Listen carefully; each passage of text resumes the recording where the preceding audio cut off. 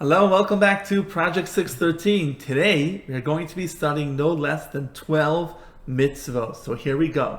The first mitzvah for today is a negative command. One should not turn to the idols. We are forbidden to study or even dabble in idolatrous teachings. And the reason for this is that you can have an individual who doesn't have sufficient knowledge and they may stray after these false teachings.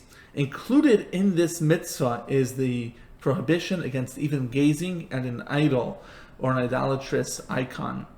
The second mitzvah for today is Lo sasuru achrei levavchem v'achrei einechem. We have this in the second paragraph of the Shema.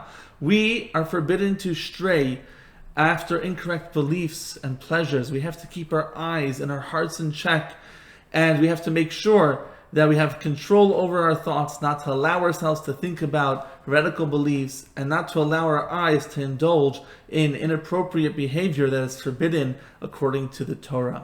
The next mitzvah for today is one is commanded not to curse God. This applies whether you're using one of Hashem's holy names or even if you're using one of the nicknames, so to say, for God. The next mitzvah for today is Lo sabdein, one shall not worship idols. And this includes, or this is referring to specifically employing any practice that's unique to that idol. So for example, back in the biblical era, there was an idol called Markulis. Our sages teach us that the way one would worship that idol would be by throwing a rock in its direction. Now, there's nowhere that it says in the Torah that one cannot throw rocks at a piece of stone. However, if that is the way that the idol is worshipped, it would be forbidden to do so. Another mitzvah that we have today is on the same theme of worshiping idols, that one should not bow down to an idol. It's forbidden to worship any deity other than Hashem. There are four special ways that we serve Hashem in the Beis HaMikdash, and one would be forbidden to do any of these four things to any idol, even if this isn't the way that that idol is normally served. And those are bowing down, slaughtering an animal sacrifice, pouring a wine libation, or burning a sacrifice on an altar. So even for the Markulis idol, for example, where people would throw stones at it, one would not be allowed to bow down to it or serve it in any of these ways.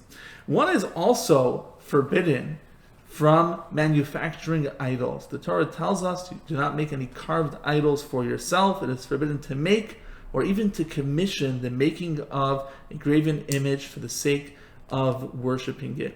And we have another mitzvah on the same theme, which tells us that you are not allowed to make an idol for others, even if it's for a non-Jew. We have another mitzvah today, which is you're not allowed to make a statue or a graven image of a human being, even if it is not for the sake of serving that statue as an idol, even if it's only for decorative purposes. But of course, that can lead one to serving an actual idol, so we are forbidden from creating statues.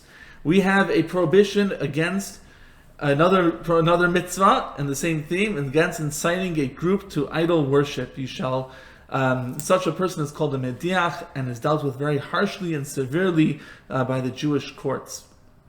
Now we're moving along to an apostate city, a city filled with idol worshippers. If there is a city where the majority of the citizens of that city are worshiping idols, we are commanded to destroy the city in its entirety. And not only that, the next mitzvah for today tells us that that city can never be rebuilt. It shall remain a ruin forever. It shall never be rebuilt.